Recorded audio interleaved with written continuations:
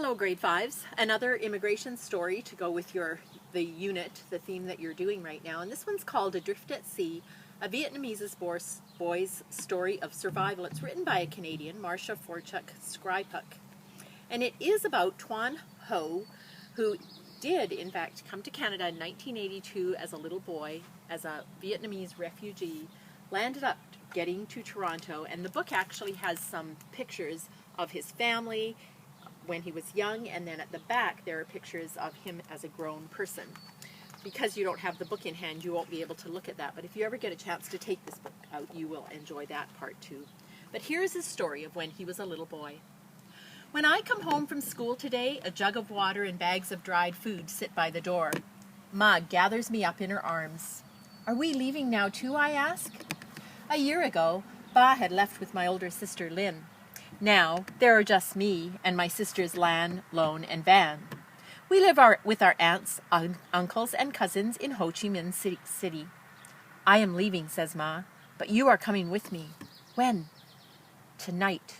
She holds a finger to her lips. The neighbors cannot know. That night I toss in bed. What will my future be? I hold Ba's cap to my face. The scent reminds me of his last words. Be brave, Tuan. Ma touches my shoulder, and I jolt awake. I dress in layers and tiptoe down the stairs. Lan, Lone, and Ma are there. Aunt Nagia waits with two of her children, but not little Thao. Aunt Bang and Uncle Hai are not there, nor are their children. Uncle Tree is not there either. Then it hits me. Where is my sister Van? She's too young to travel, says Ma. I almost cry out. Our family is going to be broken yet again? The look on Ma's face silences me. We slip outside. A truck pulls up. We climb in and hold each other as it careens over bumps and potholes. It stops. Get out before they catch me, says the driver. We hide among bushes close to the water until skiffs appear. Now, says Ma. I jump over rocks and bushes running to the boats. Guns fire. One bullet pierces a clump of dirt right by my foot. I stumble and roll head over heels, but I get up and keep running. Soldiers shout. My heart pounds.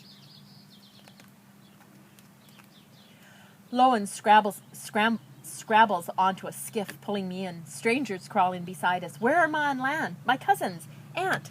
The boatman pushes off. Help me! It's Ma clutching onto the side, knee-deep in water. We pull her in. Bullets fly past our heads. We duck. The motor kicks over, and we speed away. When the gunshots subside, I realize the horrible truth. The rest of my family are lost. We travel in terrified silence. The sea is empty for long minutes, but now a large fishing boat appears. They lower a plank. I walk across, looking down into the moonlit, sinky sea, numb with sorrow. Another skiff. Lan, Uncle Niga beside her, cousins too. Our family is found. After they board, another skiff appears, and I count heads as these people walk the plank to our larger boat. We are now 60. The captain starts the motor and we speed away. It's hard to find a place to sit, but finally we huddle together, clutching hands, and we finally fall asleep to the lullaby of slapping waves and the growl of the motor. Next morning, the sun burns down onto my face and my throat is like paper. What I would love is a tall, cool glass of milk. I know that's not possible. Ma, may I have some water? She pours a little trickle into the cap of a jug and hands it to me. I gulp it down. More, please. This trip lasts 4 days, she says. This is all the water we have. I take off my shirt and put it over my head to block out the sun. I drift in and out of sleep thinking of water. I dream of milk. My lips crack and my skin peels. On the second day, our boat springs a leak. I wish I could drink the water that laps around my feet, but it is all full of salt. Ma and Nagia take turns bailing. It's hard work, and few offer to help. Don't they realize our boat could sink? The captain gives them a bottle of water in thanks. We hide this treasure in our bags. On the third day, I wake to a sudden silence. The motor growls no more. We're all going to die, says one man. Others cry out in panic. and the captain mutters under his breath as he tries to fix the motor. It is no use.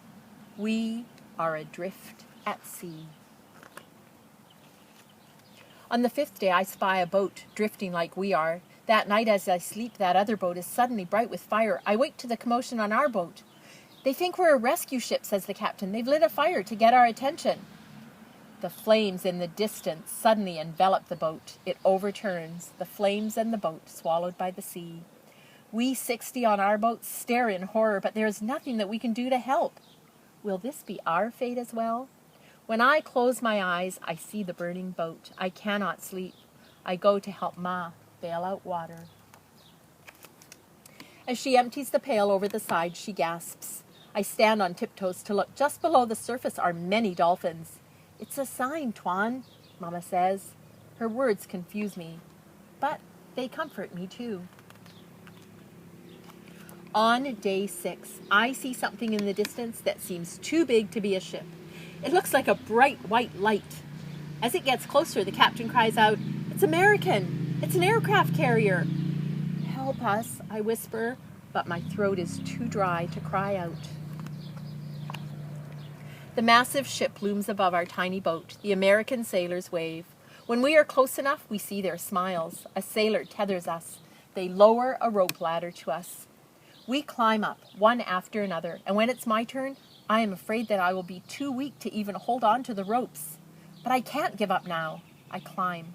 A sailor lifts me off from the topmost rung and sets me on the deck. He smiles, and he talks to me. I do not understand. He gives me a tall glass filled with milk. I gulp it down. The cold wetness smooths my parched tongue and throat. I hold up my glass, hoping for more. The sailor beams. He gives me another and another. I smile. We are safe. And then the pictures go on to tell about how they and many, many other refugees came to Canada. And that is the story, Adrift at Sea.